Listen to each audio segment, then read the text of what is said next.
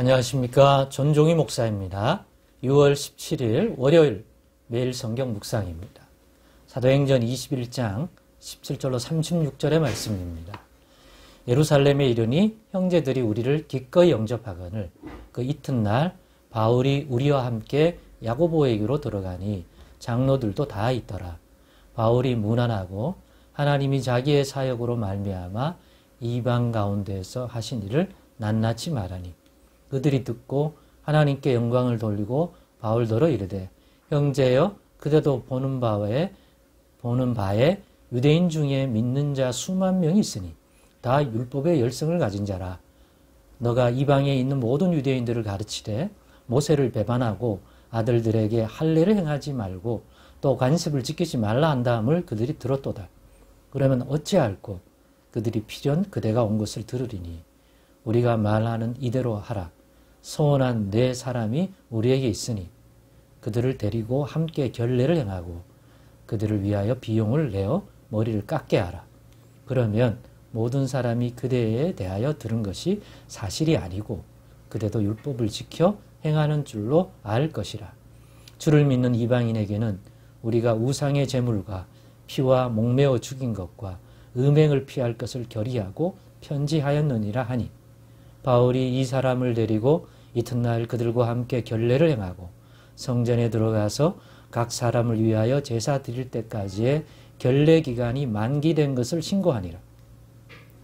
그 이래가 거의 참에 아시아로부터 온 유대인들이 성전에서 바울을 보고 모든 무리를 충동하여 그를 붙들고 외치되 이스라엘 사람들아 도우라. 이 사람은 각처에서 우리 백성과 율법과 이곳을 비방하여 모든 사람을 가르치는 그 자인데 또 헬라인을 데리고 성전에 들어가서 그 거룩한 곳을 더럽혔다 하니 이는 그들이 전에 에베소 사람 드로비모가 바울과 함께 시내에 있음을 보고 바울이 그를 성전에 데리고 들어간 줄로 생각함이로라. 온성이 소동하여 백성이 달려와 모여 바울을 잡아 성전 밖으로 끌고 나가니 문들이 곧 닫히더라. 그들이 그를 죽이려 할 때에 온 예루살렘에 요란하다는 소문이 군대의 천부장에게 들리매 그가 급히 군인들과 백부장들을 거느리고 달려 내려가니 그들이 천부장과 군인들을 보고 바울 치기를 그치는지라. 이에 천부장이 가까이 가서 바울을 잡아 두 쇠사슬로 결박하라 명하고 그가 누구이며 그가 무슨 일을 하였느냐 물으니 무리 가운데서 어떤 이는 이런 말로 어떤 이는 저런 말로 소리치거늘 천부장이 소동으로 말미암아 진상을 알 수 없어 그를 영내로 데려가라 명하니라. 바울이 층대에 이를 때에 무리의 폭행으로 말미암아 군사들에게 들려가니 이는 백성의 무리가 그를 없이 하자고 외치며 따라가미러라. 아멘. 네, 오늘은 바울도 예수님처럼 발걸음을 옮기다 라는 제목으로 묵상 나눔을 갖겠습니다. 바울도 예수님처럼 발걸음을 옮기다. 제가 이렇게 제목을 정한 것은 오늘 바울의 이 모습을 보면서 생각난 분이 하나 있습니다. 예수님입니다. 그냥 예수님이 아니라 공생의 마지막 해에 자기가 이제 예루살렘에 올라가면 장로들과 서기관과 대제사장들에게 신문을 받고 고난을 받고 죽임을 당하고 하는 것을 알면서도 또 제자들에게 그런 일이 일어난다는 것을 알리면서도 그 길을 가고 있는, 그래서 예루살렘에 입성한 그 예수님의 발걸음이 오늘 그죠? 바울이 예루살렘에 입성하는 그리고 들어가서 당하는 이 일들을 보면서 겹쳐 보이는 것이죠.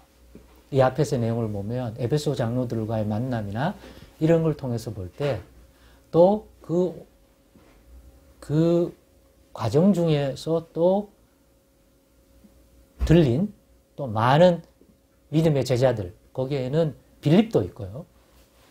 우리가 잘 아는 전도자 빌립. 다 거기에서 어떤 예언하는 은사를 가진 사람들이 성령 안에서 바울 보고 가지 말라고 합니다. 예루살렘에 이번에. 왜냐? 예루살렘 가면 고난당하고 죽음에 이를 수도 있다라는 것들을 알려줘요. 근데 바울도 알고 있는 거예요. 알고 있는데도 바울은 하나님의 뜻 안에서 그럼에도 불구하고 예루살렘에 가서 자신이 해야 할 일이 있고 어떤 하나님의 계획들을 또 인도받아야 한다고 생각하고 있어요. 그래서 알면서도 가고 있는 거예요. 예수님이 예루살렘에 올라가면 어떤 고난과 어떤 일이 일어날지 알고도 십자가 지고 그것을 통해서 이루실 하나님의 큰 뜻이 있기 때문에 반드시 져야 할 일이기 때문에 가듯이 바울도 그런 고난 가운데서도 하나님이 행하실 일들이 있기 때문에 그것을 바라보면서 예루살렘에 들어가 오늘 본문과 같은 어려움을 겪고 있는 모습이 마치 예수님의 예루살렘 행과 겹쳐 보인다는 뜻에서 그렇습니다. 고난당할 줄 알고도 그것이 복음을 위한 하나님의 큰 뜻 안에서 합력하여 선을 이룬 줄 믿음으로 바라보며 나아간다는 차원에서도 같이 겹쳐 보인다는 것이죠. 그러므로 믿음으로의 삶은 때로는 고난받음을 알고도 순종함으로 나아가는 삶이 또한 믿음의 삶이기도 하다. 항상 그런 건 아니지만 어떤 믿음으로의 순종은 하나님의 영광이 드러나고 본인 자신에게도 그것이 주는 유익과 어떤 인간적인 면에서도 굉장히 편안하고 안식이 되고 또 물질적으로도 충족함이 있는 그럴 때도 있지만 반대로 그런 것이 하나도 없고 오히려 고난과 어려움이 있는 길임에도 그것이 하나님이 합력하여 선을 이루는 그 무엇을 이루는 길이라고 분별이 되어지면 그 길을 예수님처럼 바울처럼 우리도 가야 한다는 생각을 합니다. 그럴 수도 있다는 거죠. 우리의 믿음으로의 삶 속에는 이러한 고난의 크기나 범위나 이런 것이 다를 수는 있지만 어떤 어려움이 있는 줄 알면서도 믿음 안에서 분별하여 가야 하는 성령 안에서 가야 하는 이러한 하나님의 이끄심, 뜻도 분별하여 행하는 것이 우리의 믿음의 길이다 하는 것을 오늘 다시 한번 이 사도 바울을 통해서 예수님의 예루살렘 행과 비춰보면서 오늘 묵상해 보았습니다. 그러니 미리 이런 것도 믿음의 한 부분이다 하는 것들을 미리 깨닫고 해두면 혹시 우리 가운데도 크기는 다르지만 어떤 어려움이 놓여있는 그러나 하나님의 뜻 안에서 가야 할 때 어떠한 마음과 어떠한 중심과 어떤 기도를 통해서 그 일을 감당해야 하는지 우리가 알아감에 큰 유익이 되리라고 생각을 합니다. 기도하겠습니다. 하나님, 오늘의 이 말씀도 또한 생명의 교훈으로 잘 받아서 미리미리 깨닫고 때로는 준비하고 이해하고 있게 해주셔서 또 허락하시고 또 하나님이 인도하면 우리도 우리 앞에 놓여진 길을 이러한 길을 갈 수 있는 그래서 더 큰 하나님의 뜻을 이루어갈 수 있는 우리의 믿음의 걸음이 되게 하여 주옵소서. 예수 그리스도의 이름으로 기도드리옵나이다. 아멘.